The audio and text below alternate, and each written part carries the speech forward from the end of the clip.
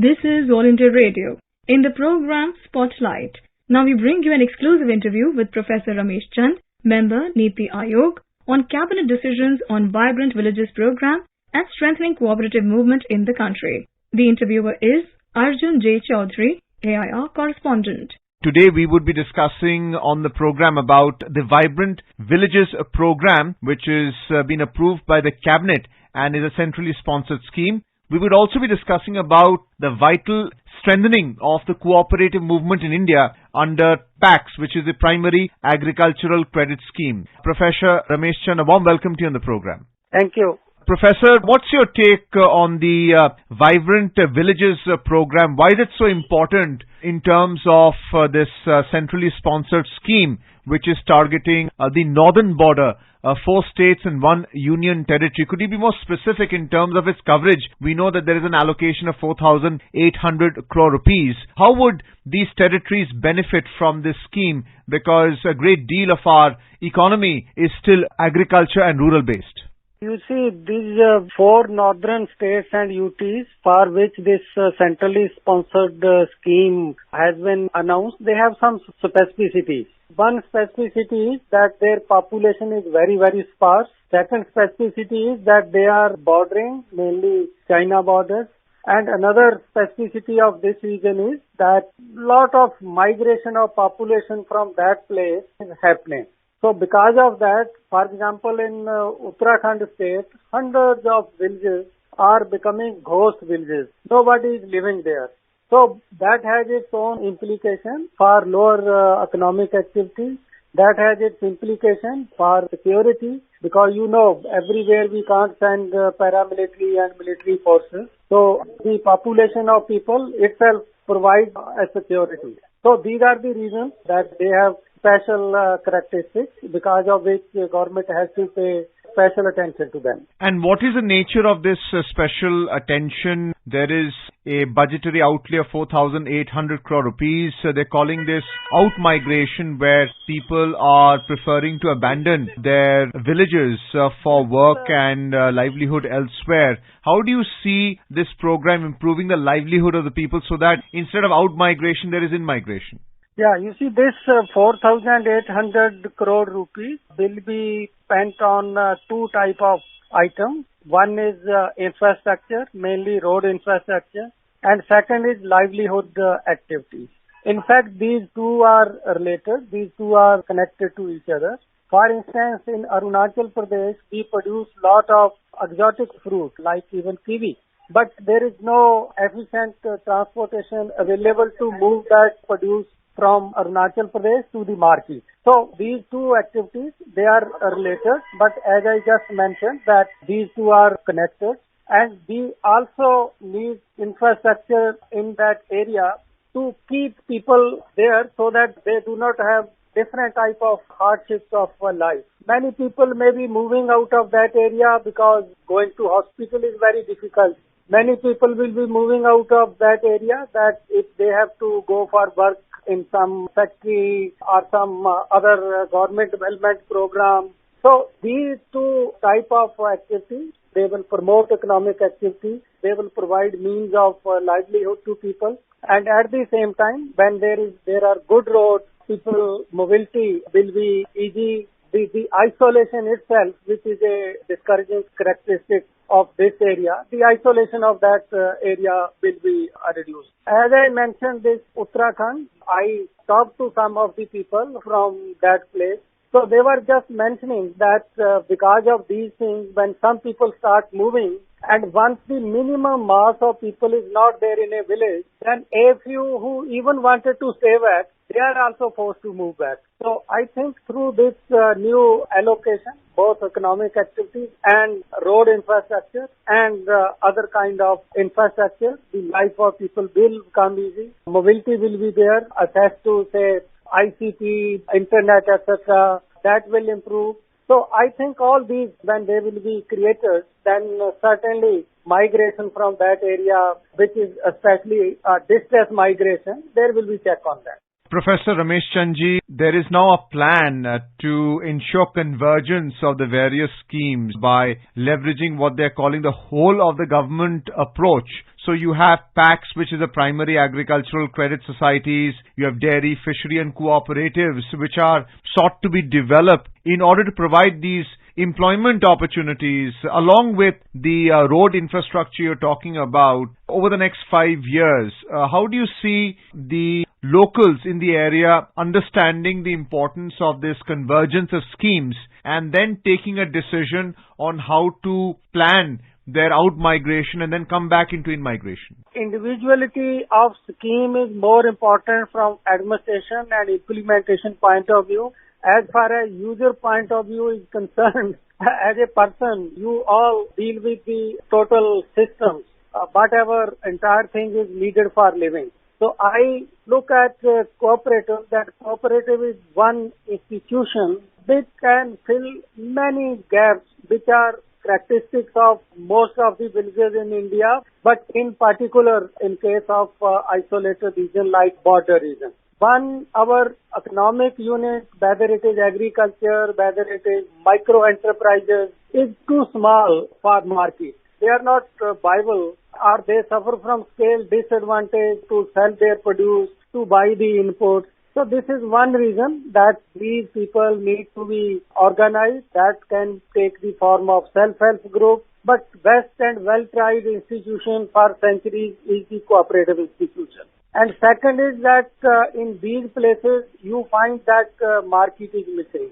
or market is exploitative. So through cooperative, people decide themselves how to market input, how to market output. And we have this experience of dairy cooperative in lakhs of villages. That white revolution was possible only because we have vibrant cooperative dairy institutions in this country. So with this realization, a new Ministry of Cooperation was created. That new ministry has undertaken lot of initiatives, even legal kind of changes in the Cooperative Act, allocation, new kind of cooperative institutions, which will be involved in processing, which will be involved in export. So we are developing this cooperative institution as an institution of people, as an institution to provide scale and bargaining strength, as an institution for empowering small producers, and also as an institution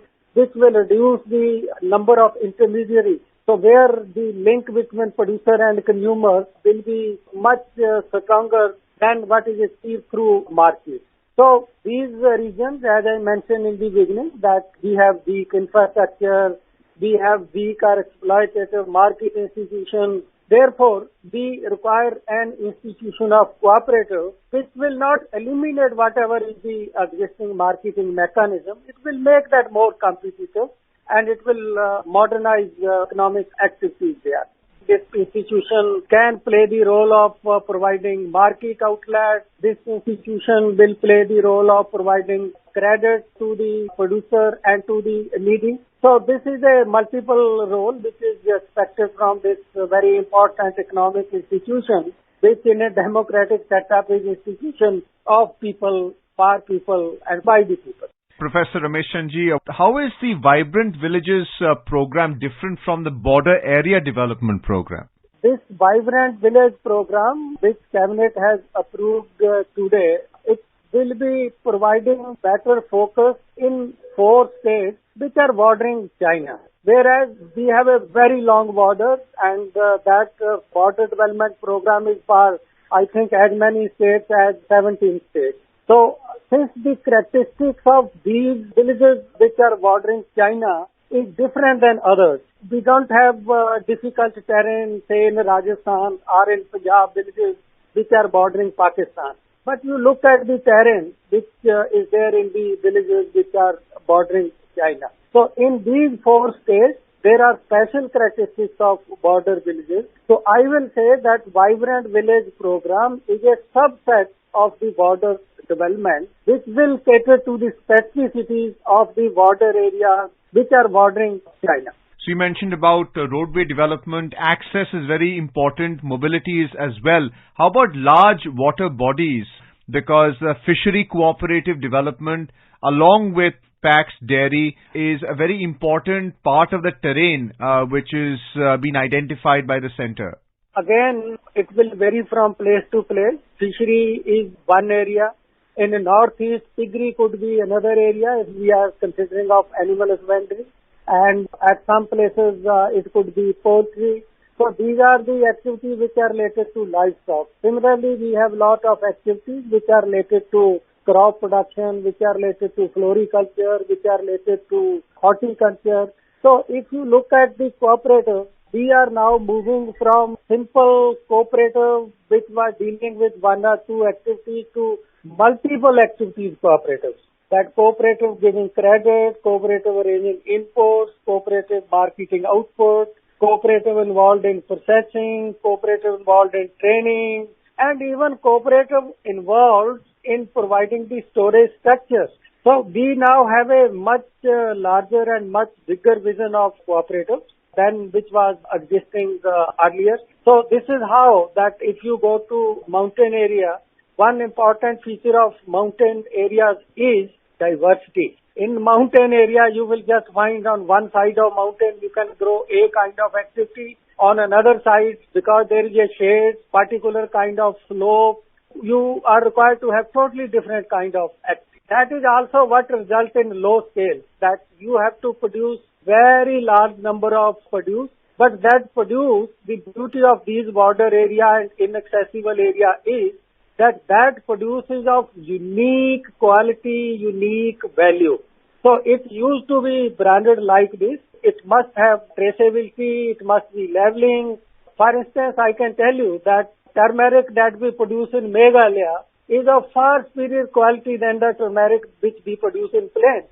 So this thing applies to most of the commodities which are produced in mountain, high hill, inaccessible regions, that they have unique qualities and unique traits. So because of all those things, I think it was rightly felt that we need to pay special attention to subset of border villages which have a particular kind of topography, which have a particular kind of geographic characteristics, rainfall, climate, and also in terms of accessibility, population, density, etc. Finally, Professor Ramesh Chandji, tell us about the primary agricultural credit societies. So what is the finance that's being provided? Is it microfinance? Is there interest subvention? What is the benefit to farmer when they borrow from a society like this? You see, primary agriculture cooperative society or credit society, their office bearer belong to the same community in the villages. So the very former relationship with them.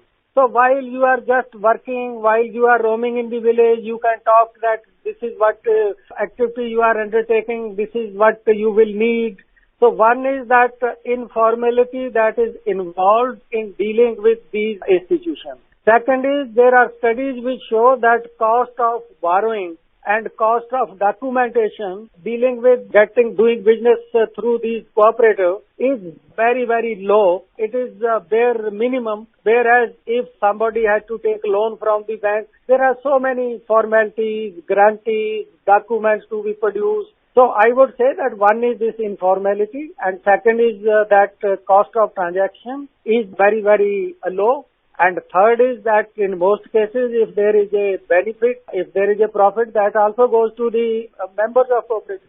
Professor Ramesh Chandji, I think we have heard everything relevant to our discussion today regarding the Vibrant Villages program, which is a centrally sponsored scheme for which there is a budgetary outlay of 4,800 crore rupees, and also the primary agricultural credit scheme known as PAX, which has been approved by Parliament to strengthen the cooperative movement in India. Thank you so much, Professor Ramesh Chandji, for being with us on this program on All India Radio. Welcome. You were listening to an exclusive interview with Professor Ramesh Chand, member Niti Aayog, on Cabinet Decisions on Vibrant Villages Program and Strengthening Cooperative Movement in the country. Interviewer was Arjun J. Chaudhary, AIR correspondent. This program was produced and presented by the News Services Division of All India Radio. You can listen to it on our mobile app News on AIR. This program is also available on our YouTube channel News on AIR Official. You may email your opinion about this program at airnsdtalks@gmail.com.